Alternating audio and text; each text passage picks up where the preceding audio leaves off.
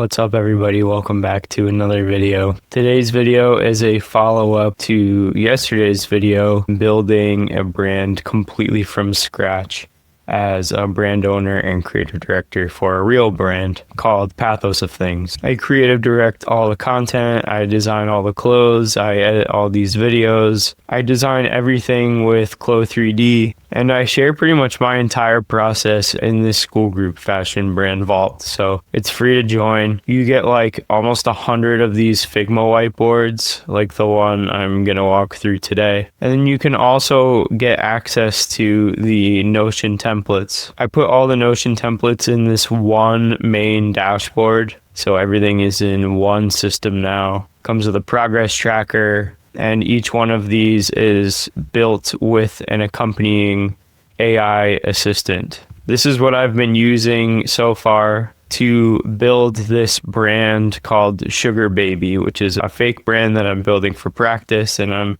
utilizing some AI tools to mock up imagery. All right, so the last two videos we covered the brand armor, which included the brand story, identifying the target audience, etc. Then yesterday's video was about establishing a unique brand identity, locking in the logo, the typography, and the color palette. And now today we're going to go over actually designing clothes. So turning your brand into an actual designer fashion brand and not just a POD or print on demand brand, which is fine too. My brand started as a print on demand brand, and I have content about that and we'll continue to make more content about that. But this video specifically is about starting or transitioning your current brand into a full cut and sew designer brand. And it's very simple to set up with the Notion templates and some strategic outsourcing. But the way that I have this systemized and just explained very simply is, in order to be considered a designer brand or consider yourself a fashion designer, you need to make custom designs, or your brand needs to launch and release custom designs. Your materials need to be premium, so no low quality polyester from Shein. And you need to leverage both trends and personal identity and uniqueness. You can't just hop on a trend that all the fast fashion brands are doing and expect you'll make any money. But you also can't start a brand full avant-garde fashion and expect that will make any money either. There's definitely a sweet spot between what's trending and then adding your unique flair. I think this works especially well for complete beginners that don't really have much fashion design experience, because your taste and your eye for what you like and what your style is, that's definitely going to take time to develop. So starting with trends is usually the easiest path of least resistance for most brand owners. Then taking one of those trends and then applying your unique idea to it is really the only way to get better. And at that point, you'll be able to say, like, yeah, I'm a fashion designer. You might not be a good fashion designer, right? People might still think your designs are not good, quite frankly. But that doesn't mean you're not a designer. Like, is a bad musician not a musician? You see what I'm saying? So today I'm going to set up all of the design specs for the cut and sew patterns of these Sugar Baby products that we've been building on the last two episodes. Before I go hard on setting up tech packs and design specs, I want to just go over with you what I've changed so far to this flowchart. So this was V1, this is what we did the last 2 days, and I did my homework from the end of the last episode, where ChatGPT actually gave me a list of things that I could tighten up and improve, and that's exactly what I did. So I did my homework, and I changed up the visual identity, and I changed up the mission. So now it's not a tennis wear brand anymore. I think that was a little too niche. Now it is a sporty, cute staple brand. And that appeals to a little bit of a wider audience. It's still kind of niche, but it's a little wider than just people that play tennis or women that play tennis specifically. So now it's for girls that serve on the court. So sporty girls, and on the court could really be anything. In this case, we're using some tennis imagery, but that could be any sport.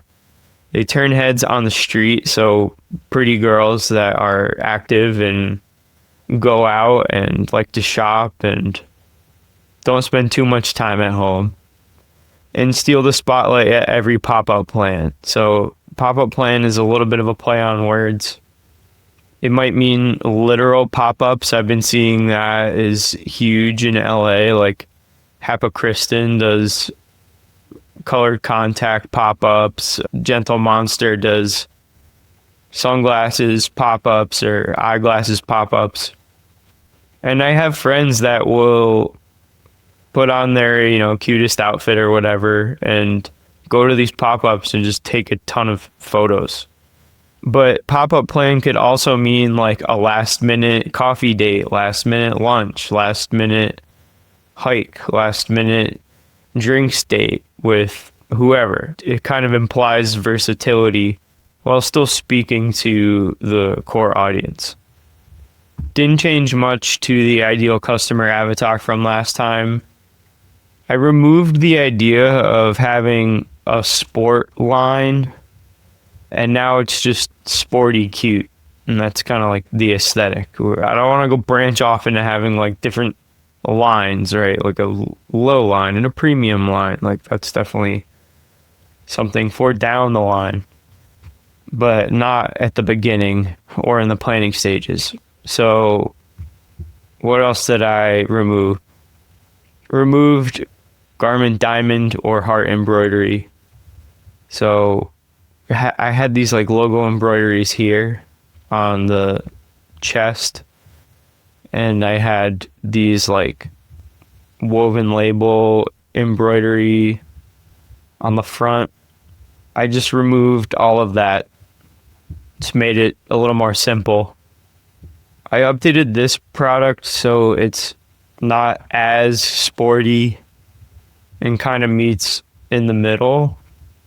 I think these three pieces now are much more cohesive than these three pieces. I feel like these were kind of starting to look like an intimates brand, at least this one for sure. This one seemed a little more like lingerie than sportwear. Tighten that up. And then this one seemed way sportier than the other two.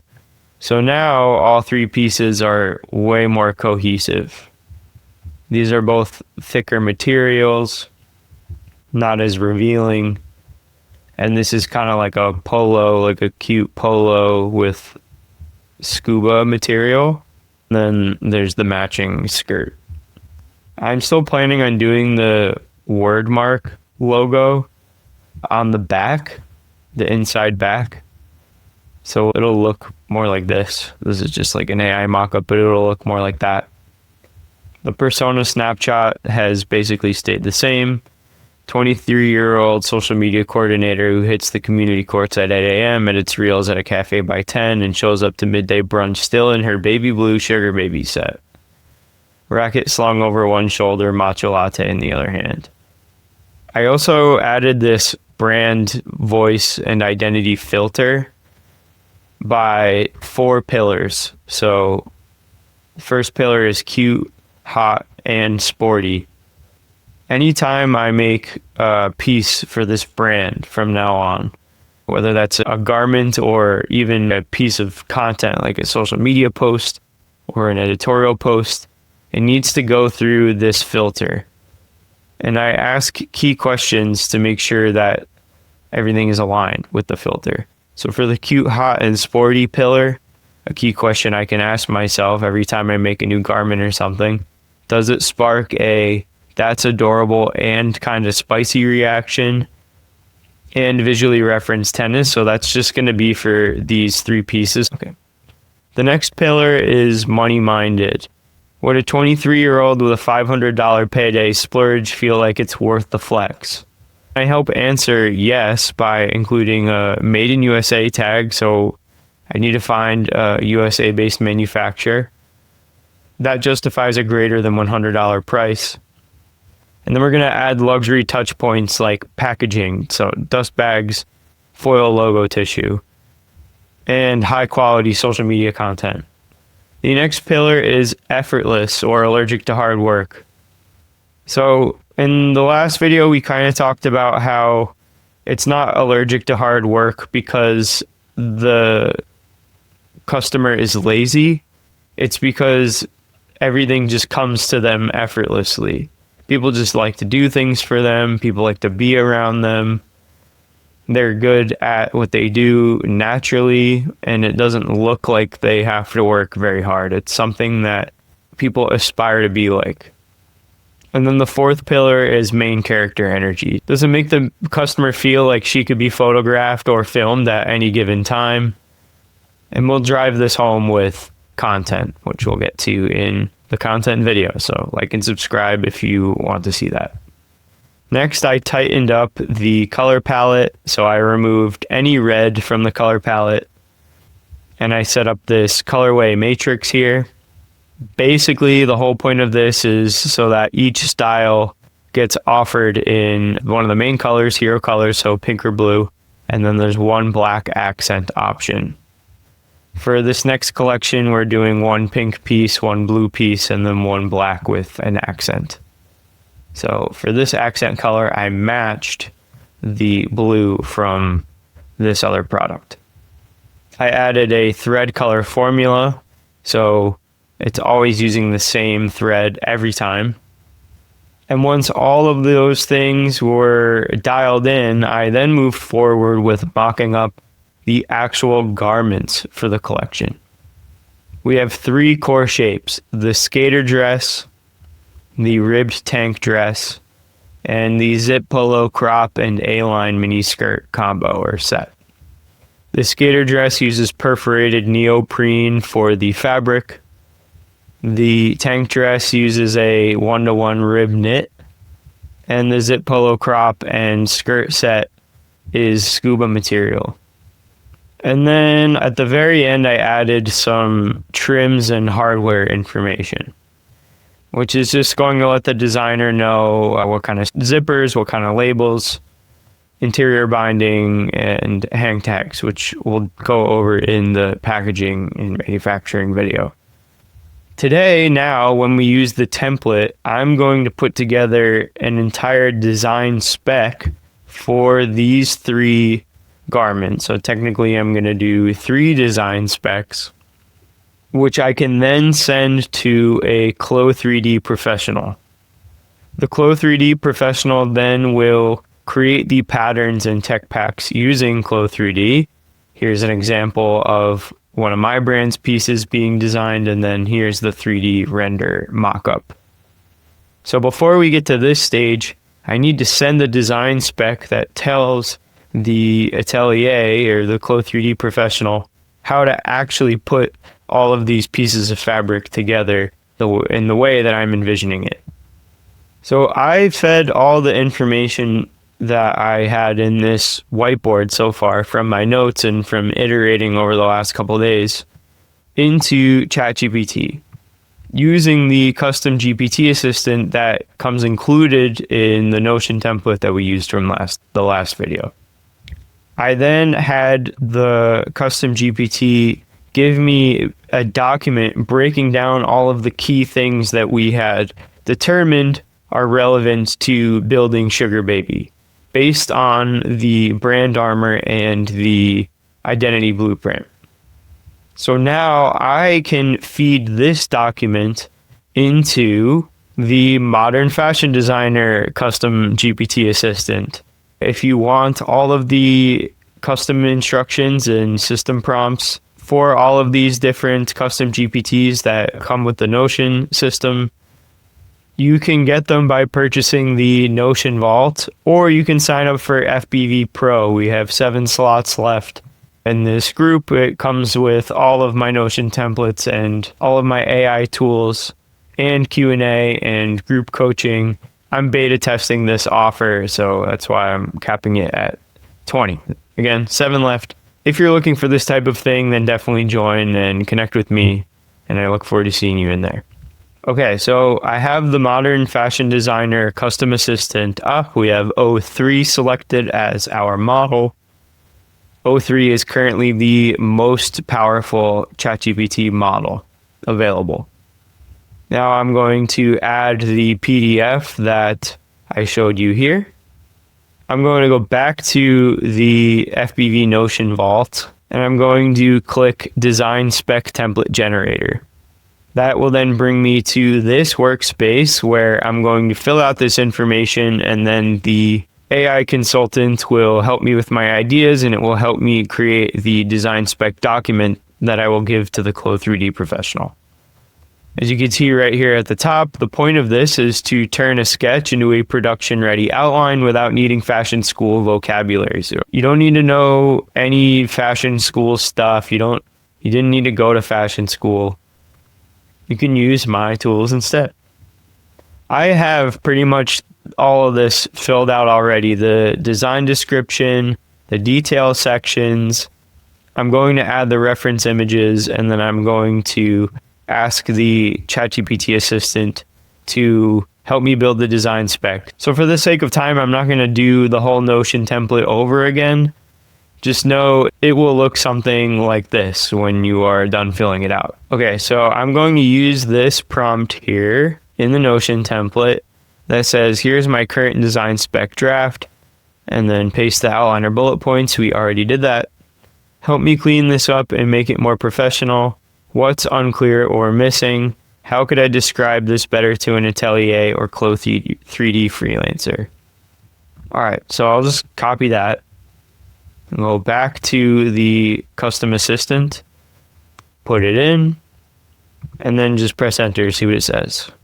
This is a good opportunity to talk about refining AI output, right? So this 3-piece capsule is based on me spending a bunch of time working on this, doing my homework, and then discussing it with an AI. But I like to do another layer of AI discussion with an assistant that has a different system prompt than the assistant we built yesterday. So now it's almost like I'm getting another perspective or an outside perspective on what I've built so far. And I might not agree with everything that it says, but it might give me some insight that really opened my eyes to what I had not seen before. Okay, so now it's generating the output. Here we go. Missing but critical sections, tech flats, and callouts. So this is something that I'm going to have the Clo3D professional do. This is factories need precise seam locations, stitch counts, SPI, and trim positions, not verbal descriptions alone. So that's actually what we're about to build. Point of measure, spec and grading, bill of materials, stitch and seam library, packaging, and labeling spec. All right, so we're going to use this AI to help put together a document that provides details for all of this, and then we can send it to the Clo3D professional.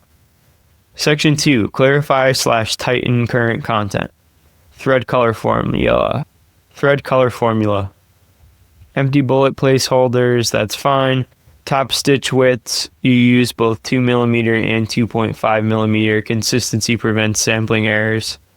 Seam allowance statement, 1cm lock stitch, 6mm overlock appears once. Easter egg bar tack phrasing, cute for marketing but ambiguous in tech. Replace with contrast bar tack hidden view at skirt utility loop. Okay, so now it's getting really into like the technical vernacular. Suggested professional structure, cover page, style overview table, tech flats with callouts, construction table, fabric and trim, bill of materials. Tip for Clo3D, include .z fab files, perforated neoprene, rib knit scuba with physical parameters, and a 1-to-1 avatar height matching base sample. So that's huge. I did the 1-to-1 avatar height matching base sample for the last 3 Bathos of Things product drops, because I wanted to make sure that the samples that I shot product imagery of were the exact size of the model that I was shooting. and pretty much all models are 6'1" or 6'2" if you're shooting men. So in this case, this is a women's brand, so it would be there's like a different standard template for height and weight for female models. So I would just need to get that information and then give it to the Clo3D professional and say, just use the standard for a size large for men, or the standard for a size medium for women, or something like that. So I'm going to say the Clo3D operator is also the pattern maker, and ultimately that will solve our missing / critical sections: tech flats and callouts, POM spec, bill of materials, and stitch and seam library. Packaging and labeling will be handled later. Based on the suggestions, let's focus on the design spec for the Clo3D Atelier. Then when they send me back the patterns and tech packs, we can set up the full professional tech pack structure, which, if you're unfamiliar with what a POM spec is, it means point of measure spec and grading, which will include grading in there too. So, and grading. Point of measure spec, it's just the base size measurements and the requirements for those. And grading is making sure your size small is consistent with a size medium, which is consistent with a size large, and so on. And then I'll include patterns, throw that back in there. So when they send me back the tech flats, POM spec and grading, and patterns, we can set up the full professional tech pack structure. Okay, press enter, see what it comes up with. Below is a lean operator ready design spec packet outline that bundles only what your Clo3D Atelier needs to start modeling, patterning, and building the full tech pack for you. Copy the headings into a new doc, 1 packet per style, and fill in the tables / fields that follow. Cover block, we have our style code, style name, fit base size, target gender body type, design intent snapshot, 2-sentence max, visual reference, insert images, technical requirements table, bill of materials, point of measure spec, stitch and seam library, file and delivery instructions. So, okay, I'm going to say, for sake of time and doing this on video, I'm going to say, fill out the template for me based on the information I sent you in the 3-piece capsule PDF, which again we sent at the beginning of this chat. That'll be idea 1. Then idea 2 will say I attached images or mock-ups of the 3-piece collection products here, and then I will add these images from the Figma whiteboard directly into this chat, and then I'll press enter, see what happens. Okay, now it's generating the pre-filled design spec packet, 1 per style, ready for the Clo3D Atelier. If you want access to my specific Clo3D Atelier that I use, I talk about her information for free in the free Skool group, and she's also a member of the free Skool group. So be sure to join, link in the description. All right, this is done. Thought for 1 minute and 8 seconds and then printed this out.